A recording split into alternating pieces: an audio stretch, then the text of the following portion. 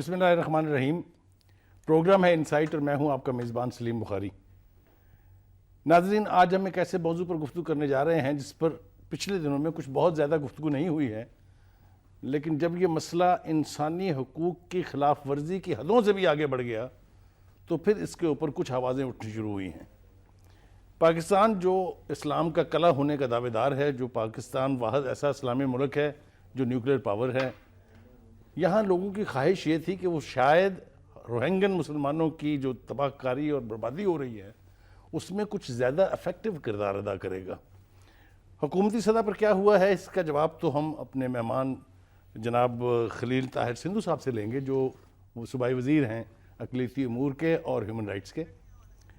اور دوسری ہمارے ساتھ جو مہمان ہیں وہ عامر غوری صاحب ہیں. عامر غوری ہمارے بہت پرانے ساتھی ہیں، خود اینکر ہیں، ابھی بھی ہیں، اور کالم لکھتے رہے ہیں. بہت بڑے ایکسپوجر کے مالک ہیں، اس لیے کہ امریکہ اور لندن سے بیٹھ کے انہوں نے رپورٹنگ کی ہے. تو ان سے بھی پوچھیں گے کہ دنیا بھر میں اس وقت مسلمانوں کی پلائٹ کے حوالے سے ورلڈ ویژن کیا ہے. اور میرے تیسرے مہمان ہیں جناب امیر العظیم صاحب. کسی تعارف کے محتاج نہیں ہیں، ہمیشہ آپ نے دیکھا انہیں ہمارے پروگراموں میں تشریف لاتے ہیں. جماعت اسلامی کے لاہور کے امیر ہیں اور اب ان کا درجہ ہم سن رہے ہیں کہ شاید صوبائی امیر تک ہونے جا رہا ہے. ہماری دعا ہے کہ ایسا ہو، اس لیے کہ ایسے قابل لوگ جو ہیں وہ دینی جماعتوں میں اس ایکسپوجر کے ساتھ ذرا تھوڑے ان کی کمی ہے. تو ان سے بھی بات کریں گے کیونکہ ان کی جماعت واحد ایسی جماعت ہے جس نے روہنگن مسلمانوں کے لیے بہت کام کیا ہے. میں نے منصورہ میں 3 دفعہ روہنگن وفود جو آئے تھے ان سے ملاقات کی ہے، اور وہیں مجھے انہوں نے بتایا کہ جماعت اسلامی جو ہے انہوں نے کیمپس قائم کیے ہوئے ہیں کراچی میں، جہاں جو روہنگن مسلم کسی نہ کسی طرح سے بچ بچا کے پہنچ جاتے ہیں وہاں ان کی دیکھ بھال کی جاتی ہے. تو اصل آج کے پروگرام کا مقصد یہ ہے کہ جو روہنگا کے مسلمان ہیں ان کے ساتھ جو کچھ ہو رہا ہے، why do they deserve it, ان کے ساتھ یہ کیوں ہو رہا ہے. تو پہلے تو ہم اپنے دوست سندھو صاحب سے پوچھیں گے، اس لیے کہ وزیر اعظم صاحب نے ایک کمیٹی بنا دی ہے 3 رکنی، جو فیصلہ کرے گی یا احاطہ کرے گی ان اقدام کا جو ہم کر سکتے ہیں اپنے روہنگن مسلمان بھائیوں کے لیے. جی سندھو صاحب، آپ سے میرا سوال یہ ہے کہ کیا آپ سمجھتے ہیں کہ ایک کمیٹی تشکیل دے دینا جو ہے وہ اس اتنے بڑے ہیومن پلائٹ کو ڈیل کرنے کے لیے کافی ہے؟ بخاری صاحب، آپ کا یہ آج کا جو پروگرام ہے میں سمجھتا ہوں کہ یہ بڑا آئی اوپنر ہے، اور اس پہ جتنی بھی بات کی جا سکے اس ناانصافی کے خلاف اور اس جبر کے خلاف وہ کم ہوگی. اور میں اس کے حوالے سے آپ کو ایک مبارکباد بھی پیش کرتا ہوں کہ آپ نے اس سلگتے ہوئے موضوع پہ بات اٹھائی ہے. جہاں تک آپ نے بات کی ہے، جو پرائم منسٹر صاحب نے، میاں محمد نواز صاحب نے کمیٹی بنائی ہے، 2-3 سٹیجز ہوتی ہیں. یہ میں سب سے پہلے تو اگر آپ مائنڈ نہ کریں، میرا تعلق جو ہے وہ ایک کیتھولک گھرانے سے ہے. میں اس کو تھوڑا سا آگے اس کو جوڑ رہا ہوں، مسلمان ہمارے بھائی جو ہے، لیکن اس سے آگے میں ہیومن رائٹس کے ساتھ اس کو جوڑنا چاہتا ہوں کہ یہ بیسیکلی جو ہے یہ ہیومن رائٹس کی وائلیشن ہے. وہ ہمارے مسلمان بھائی ہیں، لیکن اگر دیکھا جائے تو آپ دیکھیں کہ بنگلہ دیش کے لوگوں نے ان کو واپس موڑا وہاں سے جب وہ ادھر اس کی طرف آ رہے تھے. اسی سال پہ انڈونیشیا ہے، اسی سال پہ ملیزیا ہے، لیکن انہوں نے اس کو واپس موڑا. میرے ساتھ عامر غوری صاحب کو آج میں دوپہر کو بھی سن رہا تھا، اور انہوں نے بہت بڑی میں نے دیکھا ہے، انہوں نے بڑی جو عالمی جنگیں ہوئی ہیں ان کی بھی انہوں نے بڑے دلیرانہ انداز سے کوریج کیا، اور خود جا کے وہاں پہ. تو میں ان کو میری بہت خوش بختی ہے کہ میں ان کو سن رہا تھا. تو میں اس سٹیج پہ میں بجائے اس کے کہ میں آپ سے کہوں کہ میں یہ ڈیفینڈ کروں یہ اس طرح سے، پہلی سٹیج جو یہی بنتی ہے کہ ان کو ریلیف دیا جائے. جس طریقے سے وہ کھلے آسمان کے نیچے پڑے ہیں تو ان کے لیے ریلیف کیا جائے اور پارلیمنٹ میں اس آواز کو بلند کیا جائے. اور پھر دوسری سٹیج یہ ہے کہ ہم اس کمیٹی کے بعد جو بھی اس کی سفارشات ہوں ہم اپنی تنخواہیں بھی دیں، اپنا سب کچھ کریں جو کچھ ہم کر سکتے ہیں، کیونکہ یہ ہم سب کی وائکیریس لائبلٹی ہے اور میڈیا کی بھی وائکیریس لائبلٹی ہے، کیونکہ آپ ہمارے معاشرے کا آنکھیں، چہرہ اور ہاتھ ہیں. جب آپ بات کرتے ہیں تو ہم ہمارے سارے کوئی جو ضمیر ہے اگر سوئے بھی ہوں کسی کے تو وہ بھی جا کھڑے ہوتے ہیں. تو لہٰذا یہ بڑی اہم بات ہے. یہ جو ریلیف کمیٹی ہے اس کا اجلاس آج شام کو ہوا ہے، جس میں چوہدری نثار صاحب نے اس کو پرزائڈ کیا اور ساتھ ان کے سردار عزیز صاحب اور فاطمی صاحب، تینوں یہ لوگ تھے. ابھی یہ تھوڑی دیر پہلے اجلاس ختم ہوا ہے اور ابھی فوری طور پہ آپ دیکھیں گے کل سے یا آج رات سے جو بھی ہے ان کے لیے فوری طور پہ جو ہے فنڈ کا اعلان ہوگا، تاکہ ان کو سب سے پہلی جو نیڈ ہے کہ ان کے پاس روٹی نہیں، ان کے پاس پانی نہیں ہے، اور ان کے پاس ایسی مطلب آپ دیکھیں کہ کس طریقے سے وہ ترس رہے ہیں روٹی کو اور پانی کو، جتنے ان پہ ظلم ڈھائے جا رہے ہیں. اور یہ ایک بہت بڑا، اب میں کہنا چاہوں کہ یہ مسلمانوں کے خلاف ایک بہت بڑا ایک سازش ہے.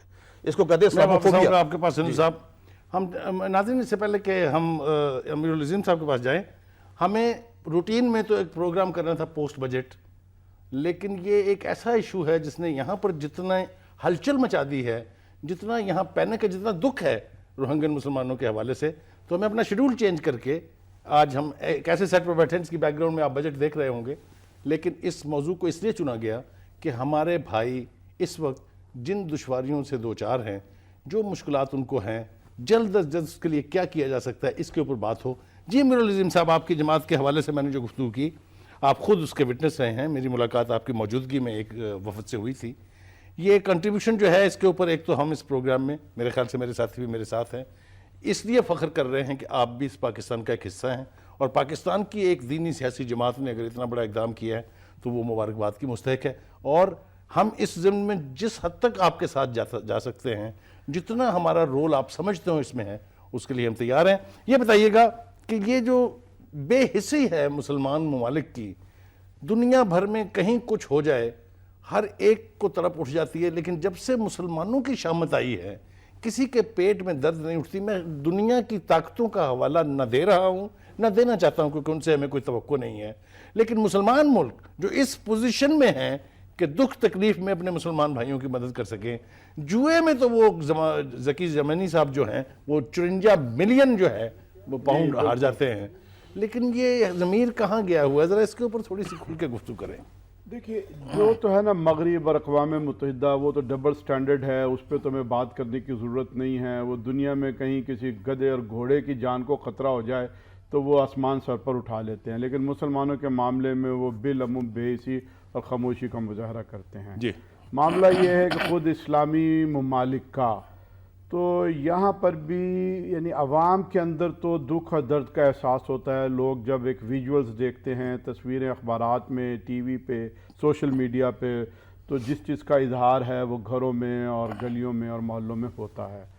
اب پرابلم ہماری یہ ہے کہ مختلف ادوار میں مختلف ممالک میں کچھ ایسے حکمران رہے ہیں جنہوں نے امت مسلمہ کے مسائل کے لیے رہنمائی کا کام کیا ہے، لیکن باوجود وہ چیزیں جو ہے ایک خاص سازش کے تحت رکتی رہی ہیں۔ مثلا آپ دیکھیے کہ ایک وقت میں سب سے زیادہ سعودی عرب جو ہے وہ چیمپئن تھا، اور شاہ فیصل کے زمانے میں جو ہے وہ امت مسلمہ کے جتنی اس طرح کی چیزیں اور آفتیں ہوتی تھیں وہ آگے بڑھتے تھے، اس کے بعد بھی کچھ نہ کچھ اثر جو ہے وہ جاری رہا، اور ابھی بھی وہاں پر آنکھیں تو انہوں نے اس طرح سے جو کھولنی چاہیے تھی نہیں کھولی، لیکن جو پرانے اقدامات ہیں اس میں انہیں روہنگیا مسلمان جب سعودی عرب میں کسی طرح سے پہنچ جائیں تو ان کو ایک اسپیشل سٹیٹس دیا گیا ہے جو شاید کسی اور مسلمان، یہ پرانی ایک چیز ہے، وہاں وہ کاروبار کر سکتے ہیں، تجارت کر سکتے ہیں جو کسی اور طرح سے حاصل نہیں، لیکن اب آ کر وہاں کی حکمران کلاس بھی جو ہے وہ آنکھیں بند کر کے بیٹھی ہوئی ہے،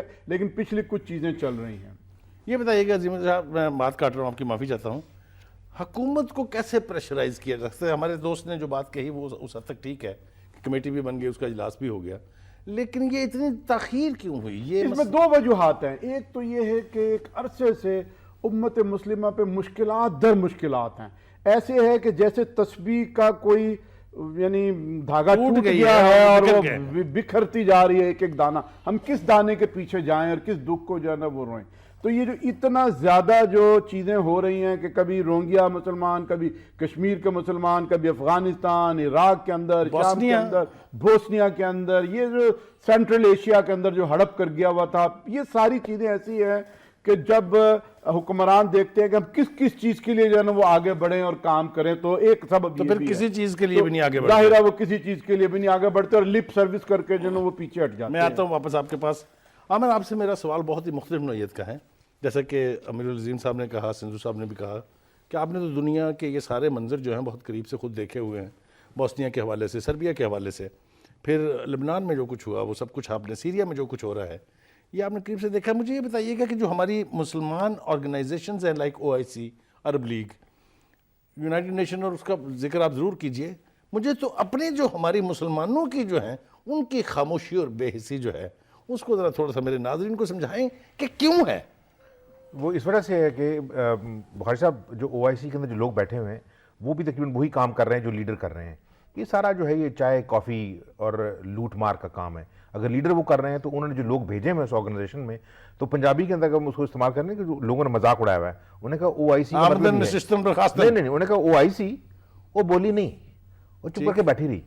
آئی ہیو مطلب میں نے خود ملاقات کی ہے جو اس سے پچھلے والے سیکرٹری جنرل تھے جو ٹرکش تھے اوگلو صاحب، ان کے ساتھ لنڈن کے اندر. میں کہ یہ جو کانفرنسز کرتے ہیں آپ اور کنڈمنیشن کرتے ہیں، کون سنتا ہے ان کی باتیں؟ اب تو یونائٹڈ نیشن کا کوئی وجود نہیں رہا. جس طرح انہوں نے کہا کہ گھوڑے گدھے اگر امریکیوں کے ہوں گے تو اس کے لیے تو ڈیفینیٹلی ایکشن ہو جائے گا.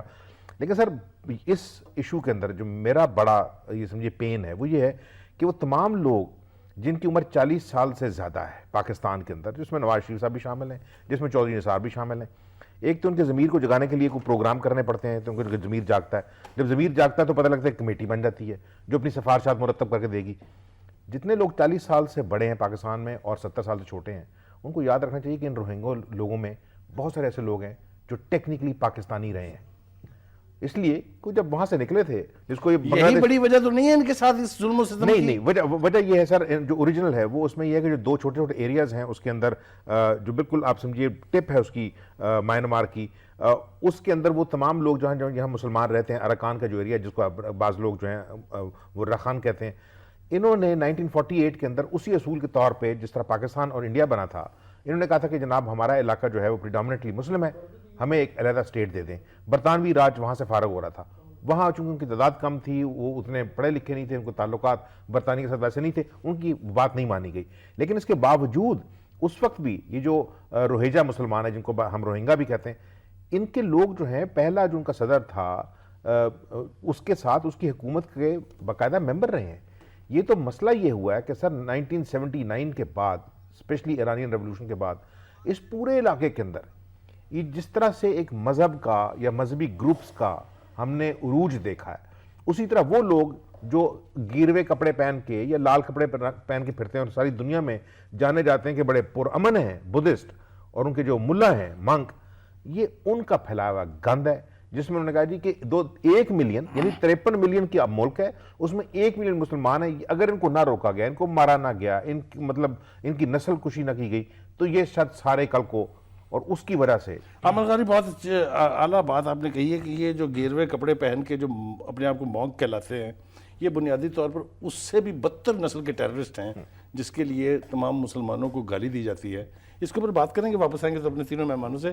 ناظرین اس وقت ایک بریک کے لیے کہا جا رہا ہے، چلتے ہیں ایک بریک کے لیے اور واپس آئیں گے تو اس گفتگو کو پھر آگے بڑھاتے ہیں.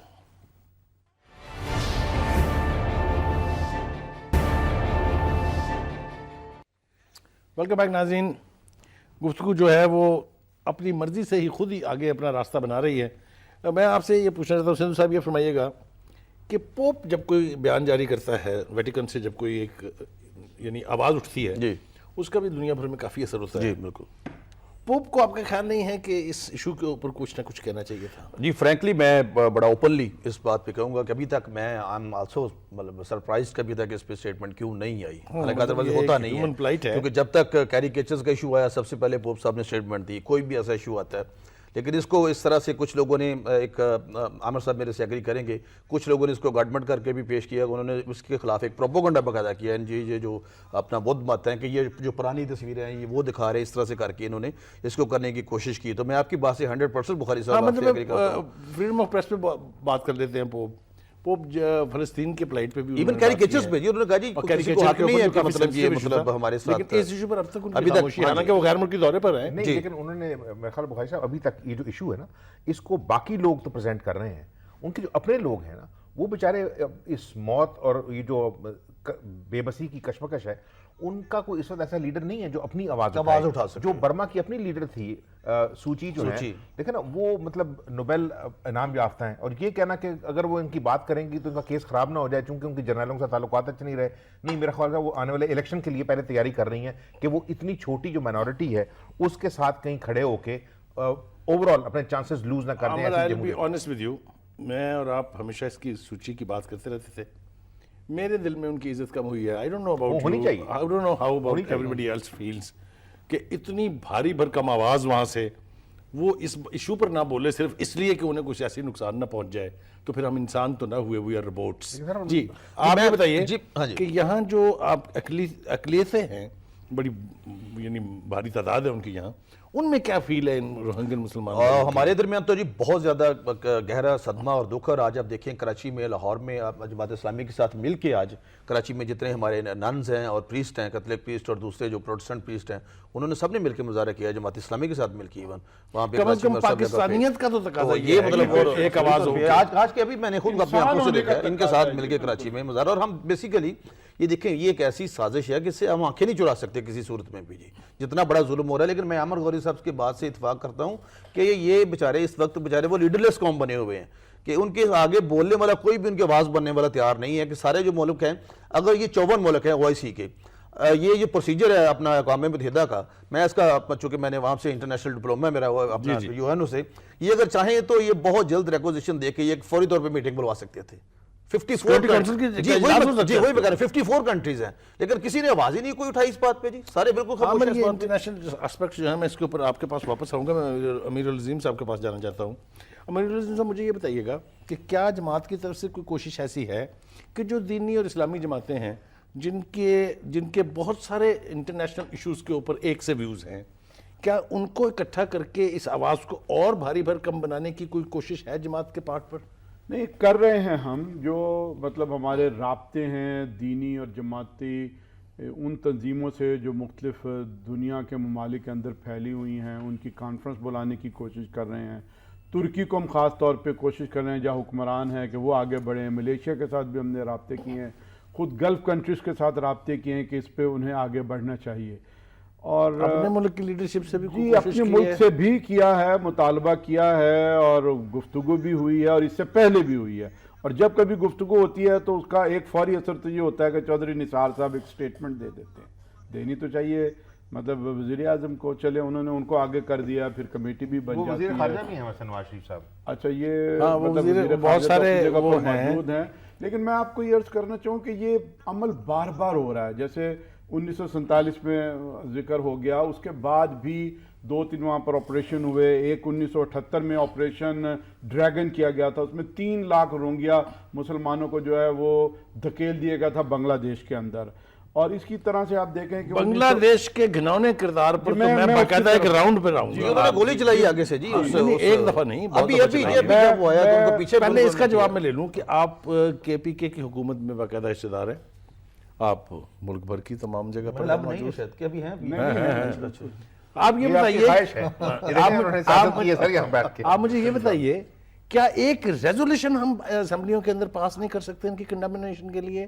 اتنے بے حس ہو گئے ہیں ہم. امیر العظیم صاحب یو فرسٹ. نہیں یہ بالکل جی میرا خیال ہے کہ ریزولوشن تو بہت پیچھے رہ جانے والی بات ہے. جماعت تو اپنی حد تک لوگوں کو موبلائز بھی کر رہی ہے. آج بھی ہم نے مظاہرے کیے ہیں، آئندہ بھی کر رہے ہیں. اسلام آباد کے اندر جو ہے وہ ہم اس سیچرڈے کو جو ہے وہ بہت بڑا مظاہرہ کر رہے ہیں. پھر UNO کے ذمہ داران اور باقی لوگوں کو سراج الحق صاحب نے خط لکھا ہے، پوری دنیا کے حکمرانوں کو خط لکھا ہے، وزیر اعظم سے ملاقات کے اندر یہ بات کی ہے. تو ہم اس پر جو ہے وہ آگے بڑھتے رہیں گے. اور سراج الحق صاحب نے اس کے اوپر غالباً آل پارٹیز کانفرنس کی تجویز بھی دی ہے. جی یہ بھی انہوں نے تجویز دی ہے کہ جس کے اوپر APC جو ہے نا وہ ہونی چاہیے. لیکن APC اپنی جگہ پر ایک ظاہر ہے کہ ہر چیز کا علاج نہیں ہے، مسئلہ تو اقدام کرنے کا ہے. اس میں کچھ سوچنے کی ضرورت نہیں ہے. میں یہ سمجھتا ہوں بخاری صاحب کہ دیکھیں پاکستان جو ہے اس کے لکیلی ابھی جو یہ جو 54 ملک ہیں نا، یہ تو ان میں بعض ملک تو اس طرح مذاق ہیں frankly, I am sorry to say. لیکن کم از کم 10 ایسے ملک ہیں جن کا اپنا ویٹ ہے، جن کی اپنی ٹریڈ ہے، جن کی اپنی پاپولیشن ہے. وہ مطلب ملک ہیں جیسا ترکی ہے، ایران ہے، سعودی عرب ہے، ملیشیا، انڈونیشیا. ان سب کے ساتھ پاکستان کے لکیلی ابھی تک اچھے تعلقات ہیں، باوجود کہ ہم نے کوئی فورن منسٹر نہیں ہے فل ٹائم جو جا کام کرے. تو باقی لوگ تو لگے رہتے ہیں کہ مطلب نواز شریف صاحب کس طرف دیکھیں گے. ہم جو کام ہم اصل طریقے سے نہیں کر سکتے وہ ہم فوج کے سپرد کر دیتے ہیں. نہیں وہ فوج یہ چیز نہیں کہہ سکتی، لیکن پاکستان ان پہلے ملکوں سے یہ کر سکتا ہے کہ جناب ایز فرسٹ سٹیپ ہم اپنے ایمبیسڈرز وڈرا کر رہے ہیں، نمبر 1. انلیس کہ تمام لوگ جو ہیں، کیونکہ یہ جو میں اب اس طرف مثال دینا چاہ رہا تھا، یہ جو لوگ کر رہے ہیں، یہ جو ان کا صدر ہے تھین سین، ان کی جو پالیسی ہے وہ یہ ہے کہ ان لوگوں کو یہاں سے نکال دیا جائے. اچھا اب وہ بورڈ پیپل بنے ہوئے ہیں، کیوں؟ ایک ان کے پاس کارڈ ہے سر جس کو وائٹ کارڈ کہتے ہیں. وہ یہ کہتے ہیں کہ وائٹ کارڈ سرنڈر کریں سارے مسلمان جو مطلب روہنگا مسلمان ہیں. کس لیے؟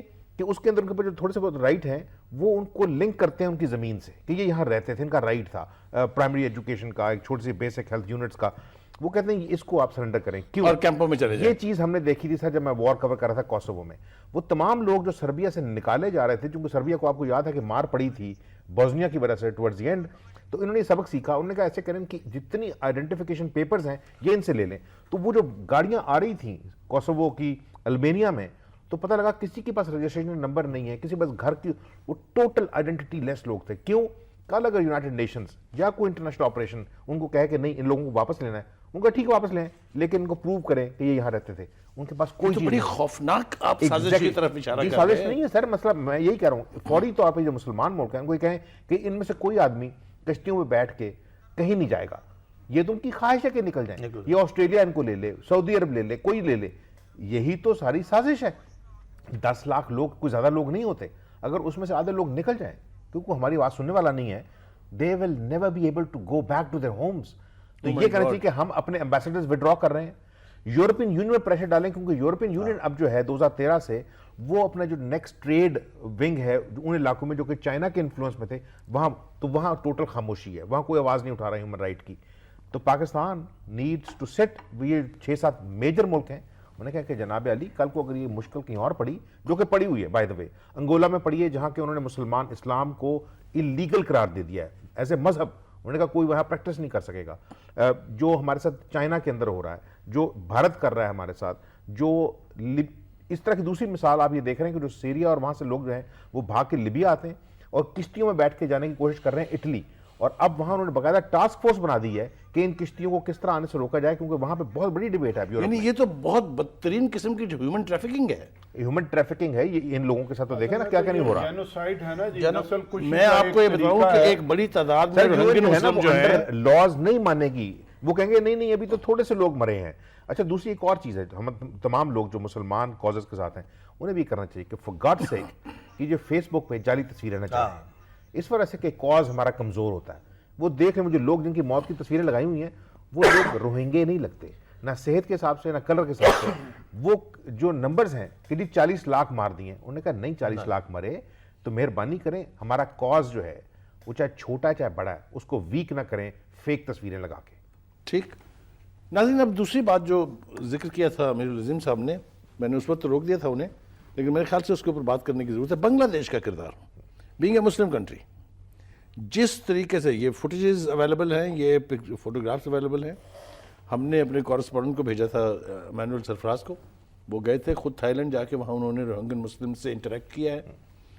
جو منظرنامہ وہاں کا ہم تک پہنچ رہا ہے عمر غوری، وہ یہ ہے کہ وہاں کچھ لوگ جو ہیں ان کشتیوں کو ہائی جیک کر لیتے ہیں اور بعد میں ہیومن ٹریفکنگ کے طور پر ان لوگوں کو بیچ رہے ہیں. یعنی یہ ایک اور خوفناک اسپیکٹ ہے. دوسرا یہ کہ UNHCR جو بنیادی طور پر ریفیوجیز کی رسپانسبل ہے، جس طرح کا ایٹیٹیوڈ اس کا ڈپکٹ ہوا ہے وہاں سے، یہ سب کچھ کس طرف ہم جا رہے ہیں. اس کا مطلب یہ ہوا کہ روہنگن مسلم صرف مسلمانوں کی ہی بے حسی کا شکار نہیں ہے، بلکہ پوری دنیا نے ایک طرح سے انہیں ڈسون کر دیا ہے. طریقے سے جانتے ہیں کہ یہ جو انٹرنیشنل آرگنائزیشنز ہیں انکلوڈنگ UNHCR، یہ ہائی کمیشن فار ریفیوجیز، ان کے اندر جو اوپر لوگ بیٹھے ہوئے ہیں نا وہ زیادہ تر یہ امریکی ہیں یا یورپین ہیں. اتنا بڑا ملینز آف ڈالرز کا جو ہے کاروبار، جس کے اندر صرف یہ ہے کہ جہاں پہ ریفیوجیز کریٹ کیے جائیں ان کے لیے پیسے جو ہیں وہ مطلب کہیں سے پکڑے جائیں اور اس کے اندر سے گھپلے مارے جائیں. یہاں پہ ہم نام نہیں لے سکتے اس وجہ سے کہ پاکستانی ایک آدمی جو ہے UNHCR کے اندر جنیوا میں بیٹھتا تھا، اس نے افریقہ کے اندر $600 ملین مسنگ پکڑا تھا. اور وہ سارے کے سارے پیسے کون کھا رہے تھے؟ Europeans and Americans. اس آدمی کی نوکری چلی گئی تھی. انہوں نے کہا یا یہ رپورٹ واپس لو یا تم کالے رنگ کے آنےسٹ آدمی ایسے فارغ ہو. اس کو فارغ کیا گیا. اس کا کیس جو ہے وہ لڑتا لڑتا مر گیا آدمی. یورپین اپنا ہیومن رائٹس کمیشن کے اندر انگلینڈ کے اندر اس کا کیس ٹونی بلیئر کے پاس تھا، گورڈن براؤن کے پاس تھا. کچھ نہیں ہوا. آواز اٹھانے سے کچھ نہیں ہوگا سر. یہ تمام لوگ جو ہیں ان کا کاروبار ہے. ان لوگوں کو ان کی مصیبتیں بیچ بیچ کے. بہت ساری چیریٹیز ہیں جن کی تصویریں دیکھ کے کل کو پیسے اٹھانے شروع کیا خوبصورت بات ہے کہ ہیومن رائٹس کو ابیوز کر کے لوگوں کی تقدیر سے کھیل کے کاروبار کیا جائے. لیکن جو ان کا سوال تھا آئی وش کہ سر وہ تصویر جعلی ہو جو چل رہی ہے فیس بک پہ، جو مودی کی تصویر چھپی ہے سینا واجد کے ساتھ، جو وہ فریم پیش کر رہے ہیں اس کو. آئی وش کہ وہ تصویر، کیونکہ وہ اس سے بڑا گھناؤنا کام کوئی نہیں ہے. اس لیے وہ تصویر کون سی ہے؟ وہ پاکستان کے سرنڈر کرنے کی ہے، جو so called war of liberation تھی. وہ تصویر یہ وائلیشن نہیں ہے، تمام دنیا کی جو یعنی ڈپلومیٹک نارمز ہے جو جنیوا کنونشن ہے یہ اس کے تحت تو کہیں نہیں ہوتا. سندھو صاحب آپ کیا کہتے ہیں اس کے اوپر؟ جی میں سب سے پہلے جو انہوں نے امر گوری صاحب نے بات کی، جس طرح آپ نے تھائی لینڈ کی بات کی، وہاں پہ آپ یہ جو لوگ آ رہے ہیں وہاں پہ اور ان کو واقعی ایک طرح سے خریدا جاتا ہے اور پھر وہاں پہ جو ان کے کیس فائل کیے جاتے ہیں تو ان کو 4 سال کا ٹائم دیا جا رہا ہے اور پھر وہ بیچارے وہاں پہ رہ نہیں سکتے، اوپر سے جب ہو جاتے ہیں ان کو گرفتار کر لیا جاتا ہے. اور یہ اگر آپ یہ پڑھ لیں بخاری صاحب، یہ جو کچھ یہاں پہ ہو رہا ہے، یہ جو بدھ مت کے لوگ ہیں جو کچھ انہوں نے لکھا ہے مسلمانوں کے بارے میں، میں کم از کم اپنی زبان سے یہاں پہ وہ دہرا نہیں سکتا کہ ورنہ مطلب جس لیول کا وہ عالمی لیول پہ پروپیگنڈا کر رہے ہیں. اور یہ 2012 سے بلکہ اس سے بھی بہت عرصہ پہلے، یہ غوری صاحب کو پتہ 1853 سے میرا خیال ہے 23 سے یہ شروع ہوا کہ یہ اپنے آپ کو پہلے ثابت کریں کہ یہ برما کے لوگ ہیں، ادروائز یہ واپس بنگلہ دیش جائیں گے. وہ ڈیٹ ہے نا سر، وہ ڈیٹ ہے جب انگریز سرکار نے اس پہ قبضہ کیا تھا. اس سے پیچھے 71 پہ جو انہوں نے پہلے بات کی کہ ان میں سے بہت سارے پاکستانی، یہ 71 کے حوالے سے ان کے بعد اس ریفرنس کے ساتھ ریفرنس ٹو کانٹیکسٹ جو بنتا ہے، تو اس حوالے سے یہ بہت ساری تنظیمیں اور بہت سارے لوگ اور بہت ساری، جس طرح انہوں نے کہا کہ اللہ کرے کہ وہ تصویر جو ہے وہ غلط ثابت ہو. لیکن ایک بات میں ضرور آج کہنا چاہتا ہوں کہ کم از کم پاکستان میں آپ نے میڈیا نے آج دوپہر کو بھی میں نے ایک پروگرام دیکھا، اس میں آپ بھی شامل تھے اور ابھی بھی میں یہ جو کر رہے ہیں پاکستان میں کم از کم آپ دیکھیں گے کہ کل سے مطلب جو بھی ہے جس طرح سے بھی یہ سارے لوگ ایک مجے کی اور ایک وائکیریس لائبلٹی کے طور پہ لوگ اس کو اٹھ کھڑے ہوں گے ہر چوک میں. جی میں آپ کے پاس آ رہا ہوں بنگلہ دیش کے حوالے سے. میری آپ سے یہ درخواست ہے کہ ذرا تھوڑا سا ایک طرف کر دیں تمام تکلفات کو، تمام ڈپلومیٹک نارمز کو. کیا کردار ادا کر رہی ہے حسینہ واجد وہاں پہ بنگلہ دیش میں بیٹھ؟ میں آپ کو بتاؤں 1978 میں تو جو آپریشن کنگ ڈریگن کیا گیا تھا اس میں 3 لاکھ برماز جو روہنگیا یہاں پر آ گئے تھے اور ان کے کچھ نہ کچھ کیمپ ہوئے. بنگلہ دیش نے اس وقت ان کو سہارا دیا. 1982 میں بھی جو ہے نا وہ شہریت کا قانون جو ہے وہ تبدیل کیا گیا اور یہ کارڈز بھی دیے گئے جو اب ان سے دوبارہ چھیننے کی کوشش کر رہے ہیں. 1982 میں بھی پوری اسلامی دنیا نے جو بی سی کا مظاہرہ کیا، لیکن پھر بھی وہاں جب ان کے خلاف آپریشن ہوا تو وہ بنگلہ دیش کے اندر آئے. میں 2 دفعہ بنگلہ دیش کے اندر گیا ہوں، ان کیمپوں کا میں نے وزٹ کیا ہے. ایک دفعہ میں 1986 میں گیا ہوں، پھر میں 2012 کے اندر گیا ہوں اور بڑی حد تک جو ہے نا وہ چیزیں بالکل اور طرح سے چل رہی تھی. لیکن اس وقت جو ہے وہ تو یعنی کیا ہم کہیں کہ حسینہ نے جو کام دکھایا ہے، وہ اعلانیہ کہتی ہے کہ جی ہمارا ان کے ساتھ کوئی تعلق نہیں. ان کا مطلب یہ ہے کہ جی روہنگیا کا مسلمان ہیں یا ان کا ہمارے ساتھ کوئی تعلق ہے نہیں ہے، یہ کسی وقت پاکستانی تھے، بنگالی تھے، کیا ہو سکتا ہے. اس نے اعلانیہ اس کا اظہار کر دیا کہ ہم انہیں کسی صورت میں اپنے پاس آنے نہیں دیں گے. اس میں اگر کوئی انسانی المیہ ہو جاتا ہے تو وہ کہتے ہیں یہ ہمارا کام نہیں ہے جی، ہم مطلب یہ کہ اتنے لوگوں کو سنبھال نہیں سکتے. تو جو اس کی میں سمجھتا ہوں کہ کسی بھی ملک کے مسلمان نہ بھی ہو جو پورے بین الاقوامی ایک قانون ہے اس کی خلاف ورزی کر رہے ہیں. اب کسی طور پہ بھی آپ اس طرح کے لوگوں کو جو اپنی جان کے تحفظ کے لیے کہیں پر پہنچ رہے ہوں، پناہ حاصل کر رہے ہوں، تو کوئی حکومت جو ہے وہ اس کو پہلو تہی نہیں کر سکتی. آج فلپائن نے ان کو بنا دینے کی فلپائن نے کہا اوپن اور گیمبیا نے کہا کہ ہم آپ کو بنا دیتے ہیں. ہمارے پاس تو ایک اور مثال ہے، انہوں نے کہا کہ دیکھیں افغانی لوگ پاکستانی نہیں تھے، 30 سے 40 لاکھ تک ہم نے ہوسٹ کیے، واپس نہیں. وہ سنیے میں کتنے لوگوں کی ہم نے گفتگو جو ہے اب اپنے آخری مراحل میں داخل ہو رہی ہے، لیکن ایک بریک کے لیے کہا جا رہا ہے. بریک سے واپس آئیں گے تو پھر بات کریں گے اس پہ کہ اب ہونا کیا چاہیے، کرنا کیا چاہیے. چلتے ہیں ایک بریک کے لیے.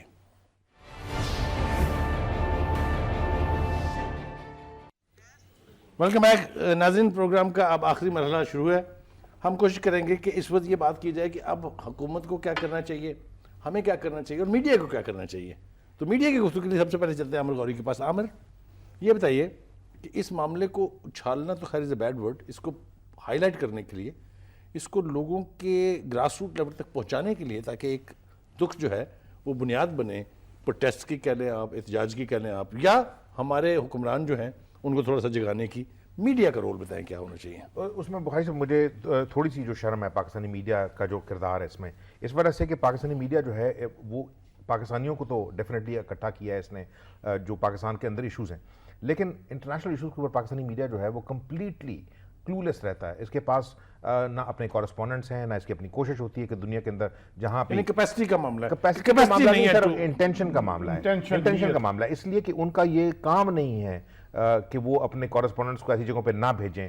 دیکھیں نا، جس وقت فرض کیا اگر ہمارے جیسے لوگ جو ہیں وہ اسرائیل کے اندر جا کے کور کر چکے ہیں وار 2006 میں، اگر کوسوو میں کر چکے ہیں، اگر بوسنیا میں کر چکے ہیں، افغانستان میں کر چکے ہیں، تو کوئی مسئلہ نہیں تھا کہ جو ینگ رپورٹرز ہیں ان کو یہاں نہ بھیجا جائے، لیکن کرنا نہیں چاہتے.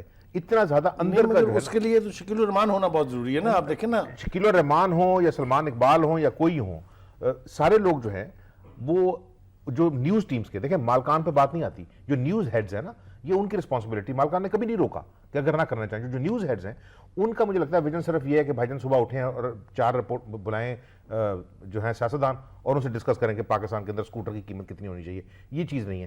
دے نیڈ ٹو بی گلوبل.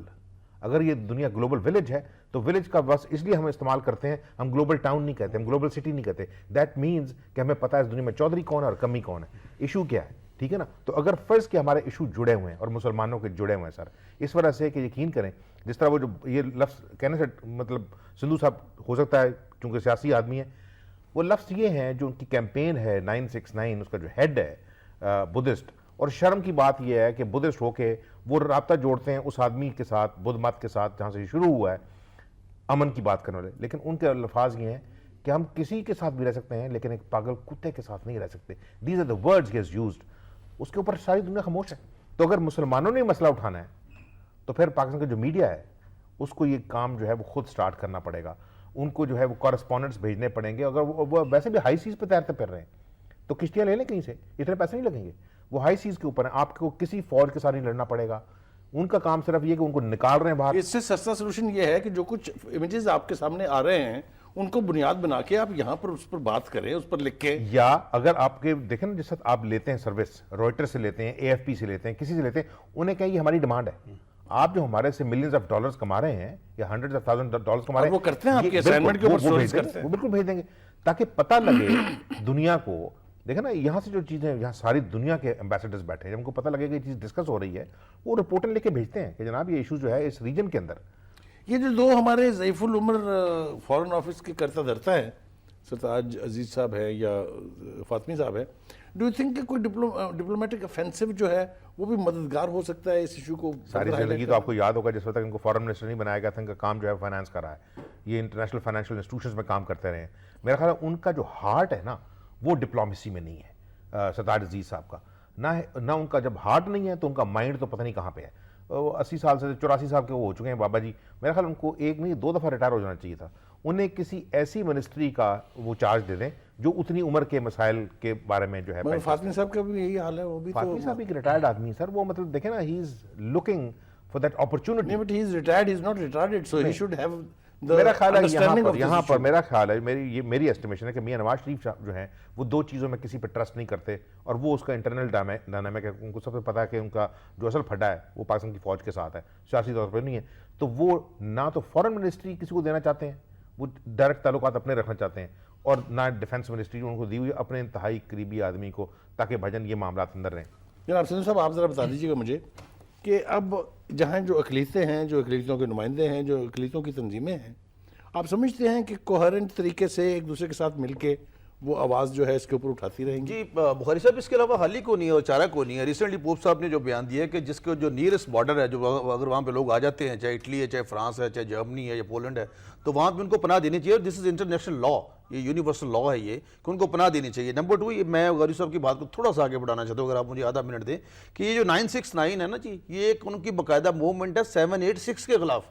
اگر ہم اس کو غور میں ان کے وہ کتابیں پڑھیں اور جو کچھ انہوں نے لکھا ہے, چھاپا, گندگی چھاپی ہے, تو یہ انہوں نے سری لنکا میں بھی یہ رائٹس کروائے تھے. 786 آپ سمجھتے ہیں ہمارے لیے, مطلب مسلمان بھائیوں کے لیے بسم اللہ الرحمن الرحیم, تو یہ اس کے خلاف ان کی ایک باقاعدہ موومنٹ ہے 969 جو ہے, اور وہ اس کے تحت انہوں نے سری لنکا میں یہ رائٹس وہ بھی کروائے تھے. اور یہ جو بدھ مت ہیں, یہ پتہ نہیں, مطلب مجھے نہیں سمجھ آ رہی کہ یہ کون سی منظم ترین سازش ہو رہی ہے. اور میں تو کچھ اور دیکھ رہا ہوں کہ اس کے پیچھے کوئی نہ کوئی ایسا کوئی نہ کوئی ہے ہاتھ جو ان کو بھی ہمارے خلاف, جن کو ہماری یہ جو موجودہ صورتحال ہے. جہاں تک پاکستان کی بات ہے, آپ دیکھیں گے کل سے رات سے, آپ میں نے ابھی آتے ہوئے شہر میں دیکھا ہے ہر جگہ پہ بینرز لگے, مختلف تنظیموں سے, جماعت اسلامی کی طرف سے لگے ہیں, باقی تنظیموں کی, صحابی برادری کی طرف سے لگے. آپ جہاں دیکھیں یہاں پہ لوگ اٹھ کھڑے ہوں گے, جو آپ کی آواز ہے لوگ اس کو ایک مستند آواز سمجھتے ہیں. عامر عظیم صاحب کی آواز کو لوگ مستند آواز سمجھتے ہیں. جو پرائم منسٹر صاحب نے کمیٹی بنائی ہے, ابھی کل آپ دیکھیں گے اپنا چیف منسٹر صاحب نے اس پہ میٹنگ رکھی ہے.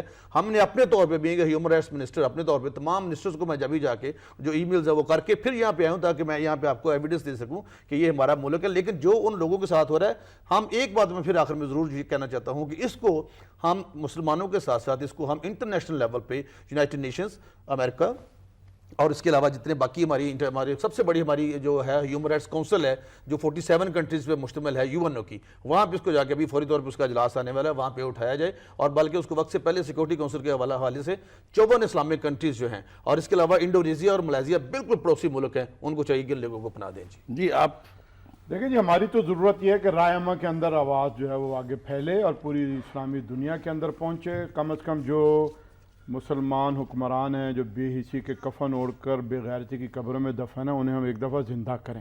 وہ زندہ ہوں تو وہ پھر مغرب کو بھی اور باقی دنیا کو بھی اپنی طرف لے کر آئیں گے. اور میڈیا کو ایک مائنڈ سیٹ تبدیل کر دینا چاہیے کہ بھئی یہ مسائل جو ایک ہمارے ہاں پیدا ہو گئی ہے بات کہ بس یہ ہم اپنے معاملات سے نپٹیں اور باقی کی ہمیں کوئی فکر کی ضرورت نہیں ہے. حتیٰ کہ نوبت یہاں تک پہنچ گئی ہے کہ اچھا جی یہ کراچی کا مسئلہ, ہمیں اس کی کوئی فکر کی ضرورت نہیں ہے, یہ پشاور کا مسئلہ ہے, لاہور والے اس کے اوپر کوئی بات نہ کریں. تو یہ ساری چیزیں ایک دوسرے کے ساتھ انٹر لنک ہوتی ہیں, کل ان کے ساتھ ہوں گی تو پرسوں ہمارے ساتھ ہو سکتی ہیں, پھر کوئی ہمارے لیے آگے نہیں بڑھے گا. اور پچھلے مطلب یہ کہ 20-25 سالوں میں یہ ہر اسلامی ملک کے ساتھ مسلسل یہی سلوک ہوتا چلا جا رہا ہے. تو ہمیں سب کو اکٹھے ہونا چاہیے اور اس کے لیے پوری آواز بھرپور جو ہے وہ توانائی کے ساتھ اٹھانی چاہیے. جی ہمارا آپ مچل رہے ہیں کچھ کہنے کے لیے. میں آپ سے صرف ایک سوال پوچھتا چلوں, وہ یہ کہ اس وقت جو کچھ بھی وہاں ان مسلمانوں کے ساتھ ہو رہا ہے اس کا آپ کے نزدیک شارٹ ٹرم سلوشن کیا ہے اور لانگ ٹرم سلوشن کیا ہے؟ اپنی گفتگو میں اس کا ضرور ذکر کر دیجیے. شارٹ ٹرم تو یہ ہو سکتا ہے کہ حسینہ واجد جو کہ بنگلہ دیش کی وزیر اعظم ہیں وہ ٹیکنیکلی الاؤ کریں ان کو. وہ ٹیکنیکلی پاکستانی ہے نا, پیدا پاکستان میں ہوئی تھی بائی برتھ, تو انٹرنیشنل لاء کے تحت وہ کلیم کر سکتی ہیں کل کو کہ مجھے پاکستان کا آئی ڈی کارڈ دیا جائے. لیکن وہ چونکہ نسلاً زیادہ اپنے آپ کو بنگالی سمجھتی ہیں تو یہ سارے لوگ نسلاً بنگالی ہیں, تو ان کو تو کنیکٹ ہونا چاہیے ان کے ساتھ. دوسری چیز یہ پھر تو ان کے باپ کو بنگالیوں نے مارا تھا, پھر وہ ہمارے ساتھ کیوں چلے, ہاں وہ انہوں نے ہمارا جھگڑا ڈالا ہوا ہے. پاکستان کو بھی چاہیے کہ جو مطلب 1.5-2 لاکھ وہاں پر بہاری بیٹھے ہوئے تھے جو پاکستانی ہیں ان کو پاکستان لے کے آئے اپنا کاز, چونکہ اگر ہم اتنے سارے افغانی رکھے ہم نے 30 سال. لیکن اصل چیز یہ ہے سر, OIC جو ہے وہ as organisation needs to ask Bangladesh کہ چونکہ آپ کا بارڈر نیئرسٹ بارڈر ہے, آپ ایسے کریں اسپیشل انکلیوز کریٹ کر دیں ان کے لیے. ہم ان کو پیسے دیں گے, جو 54 ملین جوئے ہارتے ہیں جا کے عرب اور بے پناہ, اس سے زیادہ کہیں اور ہے. عیاشی کے انہوں نے جزیرے خریدے ہوئے اسپین کے پاس, فرانس کے پاس. انہیں کہیں کہ جناب ہم آپ کو پیسے دیتے ہیں لیکن آپ ان کو وہاں رکھیں, ان کو اس علاقے سے دور نہ جانے دیں. اگر یہ آسٹریلیا چلے گئے, یہ اگر ملیشیا چلے گئے, یہ انڈونیشیا چلے گئے, تو ان کا آبجیکٹو تو پورا ہو گیا, واپس آنا مشکل ہو جائے گا. یہ اسی طرح سر جیسا فلسطین ہے, جس طرح اسرائیل ان کو آنے نہیں دیتا. دنیا کا سب سے بڑا کنسنٹریشن کیمپ جو ہے وہ غازہ ہے. وہ کہتا ہے جو یہاں سے چلے گئے ہیں ان کو واپس نہیں آنے دیں گے.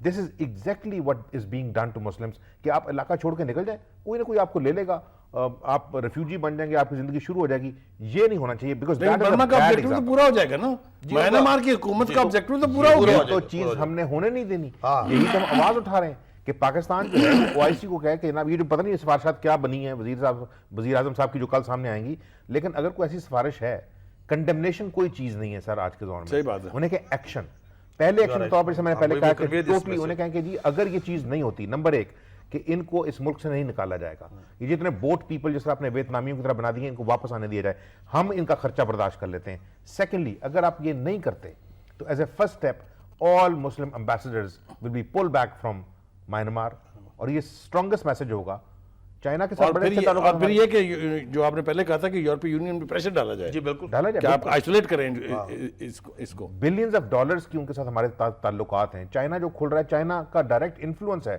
میانمار کے اوپر. ان سے کہیں کہ جناب علی یہ ان کو مسلمان نہ سمجھے نا, کل کو آپ اپنے پھر مسلمانوں کو وہاں سے نکالیں گے اس طرح, تو جو ویگر مسلمز ہیں. لیکن اور پھر کوئی جواب میں آپ جہاں چائنیز ہیں ان چینیوں کو بھی نکالے گا تو پھر آپ کو تکلیف ہوگی. We need to suggest now کہ these people should not be allowed to move away. یہ واپس اپنے گھروں کو آنے دی اجازت دی جائے. بنگلہ دیش اگر ان کو نہیں رکھتا تو جو انکلیوز ہیں وہ اس کے قریبی ترین ملک کے اندر, انڈیا کر لینا سر, اوپر آسام بھی تو لگتا ہے, وہ چیمپئن ہے انسانی جمہوریت کا, ڈیموکریسی کا, وہ رکھ لے. ایک اسپیشل علاقہ ہے, ہم نے تو کر کے دکھایا ہے. یہ ملینز آف افغانس کو ہم نے ڈیکیڈز کے لیے رکھا ہے. ہماری اکانومی تباہ ہو گئی, ہماری سوسائٹی تباہ ہو گئی, ہم ابھی بھی کاز جو ہے وہ اس کا ہمارا کلچر تباہ ہو گیا, ہمارا سب کچھ برباد ہو گیا. لیکن ابھی بھی ہم افغانستان کے ساتھ جو ہے بہتر تعلقات چاہتے ہیں نا. سوال صرف یہ ہے کہ یہ وہ لوگ جو ہیں ان کو صرف مسلمان کے طور پر نہ دیکھا جائے, ان کا رائٹ ہے وہاں پہ. They have been living there. And they should not be forced to go away from their homeland. ناظرین, گفتگو ہم نے کرنے کی کوشش کی کہ روہنگن مسلمانوں کا ایشو ہے کیا, اس کے سلوشنز کیا ہیں, حکومتیں اور پوری اسلامک امہ جو ہے وہ کیوں بے حسی کا شکار ہے. کچھ تجاویز ہمارے پروگرام کی وساطت سے آپ تک پہنچی ہوں گی. ہم دعا کرتے ہیں کہ یہ متعلقہ ان حلقوں تک بھی پہنچیں جو اس کے اوپر ایکٹ کر سکتے ہیں. مثال کے طور پہ یہاں میرے مہمانوں نے کہا کہ بنگلہ دیش کو ایک کوریڈور بنا دینا چاہیے جہاں پر ان بے لاوارث قسم کے لوگوں کو آ کے ٹھہرنے کی اجازت ہو. اسی طریقے سے جو اور قریب کے ملک ہیں انہیں چاہیے کہ وہ اس طرح کے سپیس کریٹ کریں ان کے لیے, کیونکہ ان کو اپنے علاقے سے زیادہ دور نہیں جانے دینا چاہیے.